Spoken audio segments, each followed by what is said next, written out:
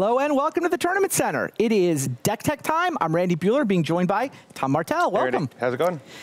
It's going great. I mean, Jeskai Ascendancy seems to be going great for you guys too. It is. It's really a tremendous deck. I think Rich was very generous calling me one of the architects of the deck. I have to really give the credit for this to Josh Layton. I'm here in his stead as he's still battling his round here. But yeah, the deck's tremendous. So you guys sat down to test Modern. Did you think, was Ascendancy a real priority for you? Is this kind of what you thought going into the testing process would be good, or is it just something that emerged? I mean, the buzz leading up to this Modern season was that Ascendancy would be broken, right? Everyone was playing the green-based list with all the blue cantrips and the wisps, trying to use Caryatid to make a bunch of mana. We weren't really that wowed by that deck, and so sort of moved on to other things. Okay. But then we showed up, and Raptor said, "Hey, I have this blue-eye-red list that's really, really awesome. I think this is just the best deck in Modern."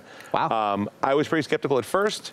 Okay. Started playing with it though, and I think he went 17-1 against me in games. Whoa. And I played 6 different decks and just got crushed by everything. And I said, "Okay, this is for real." All right, sounds like a good deck. Let's take a look at it. Yeah, so I mean, this is kind of the key of the deck here. Yeah, walk people through. Maybe people haven't understood what does Fate Stitcher do. Fate Stitcher seems like the key card that lets you guys kind of drop the green mana, drop the whole green mana critter plan in favor of just being 3-color. Right, so this makes you also a lot more resilient. The fact that Fate Stitcher comes out on the turn you're going off instead of having to set up. And so it's this Unearth ability is the key, right? Exactly. So Unearth, I mean, it's an ability that lets you pay 1 blue mana and then return it to the play from your graveyard with haste. It goes away at the end of the turn, so you have to combo off that turn. Okay. But it lets you start going off for 1 mana, and since he has haste and he lets you untap lands. It's almost like he's got a built-in retraction helix. He immediately untaps the land that played him, so he actually costs no mana to put into play. So sure. Either you already have an Ascendancy in play, or you can, even on turn 3, which is the earliest you can go off. My very first game in this tournament, I went off on turn 3. Wow. Turn 2, you use Is It Charm to put in the graveyard, Unearth him, cast Ascendancy, cast the Gitaxian Probe, you're off to the races. Wow. And the mechanic there really is, Fate Stitcher comes into play, you then cast another, you untap a land, cast another spell, so your Ascendancy triggers, untaps the Fate Stitcher, untaps another land, use that mana to play another spell, untap the Fate Stitcher, and every time he's growing bigger, once he gets large enough, you attack and kill them. So that +1/+1 just eventually turns him into a 20-power guy? Exactly, however big you need him to be. And then the discard here means if you find any other Fate Stitchers, you just get to dump them into the graveyard, bring them out, and now suddenly you're turning a profit on mana with every spell. Right, and so that as we kind of get into the cantrip section, you'll see that's how you start breaking even for a while, and you start looting through your deck with the Ascendancy until you find a second Fate Stitcher. Let's look at the next batch of cards. Right, so here we have the kind of the core, the setup cantrips, I'll call them. And these, I mean, you see these in decks like Storm, we're used to these in a lot of the combo decks. Here, especially with Gitaxian Probe, the fact that it's free means that once you're going off, it's +1 mana, right? Because you use the Fate Stitcher to untap a land, but then you don't have to spend that mana on him. So now all of a sudden you have a floating mana, and that's how you start building up.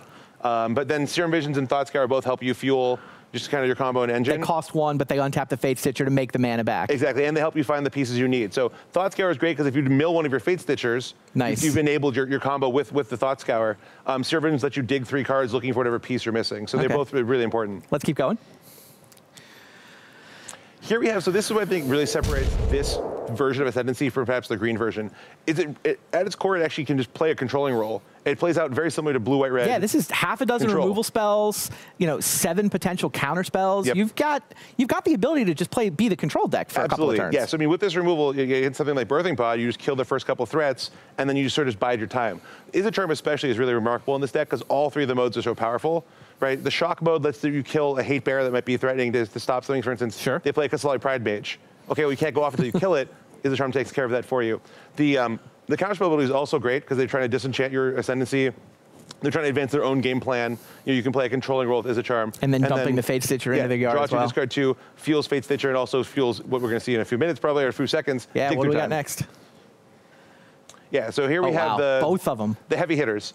The Treasure Clues this is a flex slot, so this is the last card we added. Okay. It was a peak for a lot of testing as well, just to give you one mana spell. Gitaxian Probe. Yeah, but we decided we wanted the raw card draw power. Dig is obviously exceptional in this deck because you just get to go find whatever you're missing, or once you're going off. As I mentioned, Gitaxian Probe or a second Fate Stitcher let you build up on mana. Okay. And that's how you go from having 1 mana to having 2. You cast Dig, untap your Fate Stitcher, and keep going. And it finds you, 2 great cantrips. It finds you, whatever you might need on that angle. So it really holds the deck together, and it's just such a powerful card in this deck. All right, and then I'm guessing the mana base is next? Yep, so special nod to Fairy Conclave, it's mana base / backup combo piece.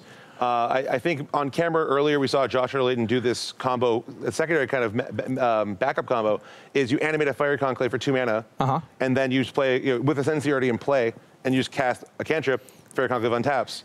It then plays the same role as you can tap this for blue mana, but because it's a creature, it untaps with the Ascendancy. And grows bigger. So eventually you wind up with a 20-power Fairy Conclave that has just done all the work, cast all the cantrips, and now is going to attack for the win as well. And so one of your primary game plans against decks that have a lot of removal is you'll just play your Ascendancy and say go, and next turn you'll untap, and you can animate a Conclave and return a Fate Stitcher. They might be able to kill one of your 2 creatures, but they probably can't kill both. Whichever one survives will get to go off and kill them. Makes sense. The one thing with Conclave, it only will make blue mana, whereas Fate Stitcher can make red or white. Oh, sure. So you can't use like a Lightning Bolt or a Path Exile to keep your combo going, to keep looting.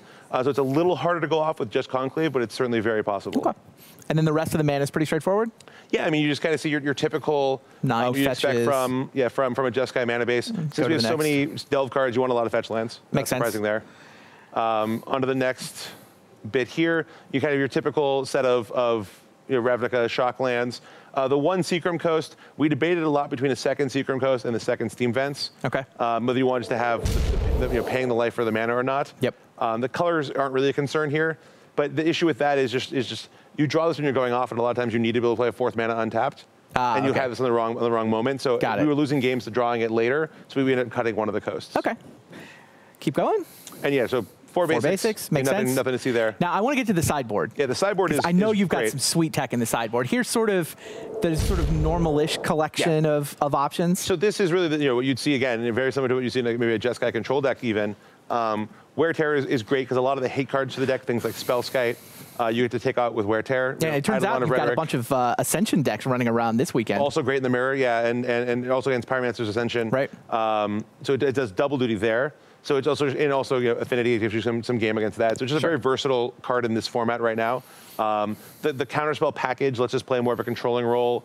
Or just protect what we're doing. So for instance, against Delver, where they have a lot of interaction of their own, we were trying to force away going off. Something like Pact Negation is perfect because they usually only have one disruption spell. Sure. But if you just Swan Song their Lightning Bolt on your Fate Stitcher, you get to keep going off and you win the game that way. Deprive is here actually for the card Teferi, which we were very worried about. Okay.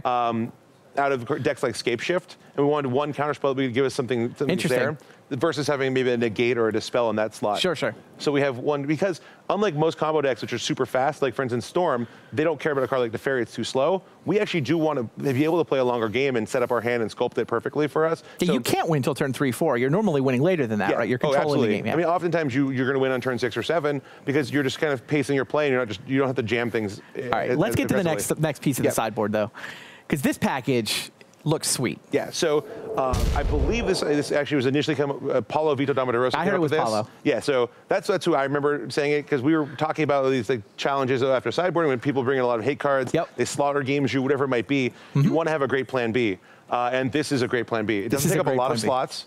I was joking we should play like a Splinter Twin package in the board as like some other alternate win condition. Okay. So you want to board into a separate combo. But this takes up far fewer slots and is much more efficient. Gifts for the Unburial Rights and an Elesh Norn or an Iona. Yeah, depending on matchup. So obviously Elesh Norn's great against the smaller creature decks like Pod. Iona, a lot of decks have no way to answer it. If you put it in on black against like a Jund deck, they can't beat you anymore. Put it against red against Storm, they can't win. And then you can also use gifts just for value, right? You get, say you draw one of these pieces, you can use gifts for like, Is It Charm, the other piece, a Dig Through Time, and a Treasure Cruise. And you're going to either get the combo online with the Is It Charm or draw a lot of cards. Super nice. Now, so this deck, was this a specific metagame choice for this tournament? Is there an expected field you expected, or is this just you guys feel like you broke it and this is what everybody should be testing and thinking about playing? Yeah, we thought, I mean, Josh certainly, he said this deck's broken, this is the best deck in Modern. Like I said, I didn't have as much experience, so I was a little more waffling on it. Like our whole team didn't play it, the three of us did. Yeah, I talked to Willie though. He was like, if I had another week, I think I would have switched. I just didn't have the time to get the reps in. And I think Shahar had the same reaction. I mean, Shahar knows that Burn is a great deck, but he just wasn't confident playing this. It's hard to play. I've played a lot of Storm, so I thought I could probably pick this up, although in my last feature match, I definitely threw away both games that I should have won because the deck's so hard. For me, the tweet of the day was actually Sam Black. You had to play you guys in each of the first 2 rounds of Modern, and he tweeted out, I think they broke it. Yeah, Sam had a rough pair of rounds there. It's just probably one of our better matchups. All right. But there you go, Jeskai Ascendancy. Josh Layton may have broken the format. Tom is happily piloting this deck, and thanks for walking us through it. Deck looks super sweet. You guys want to check out the latest hotness in Modern? Here you go. See you guys for the next Deck Tech. See you later.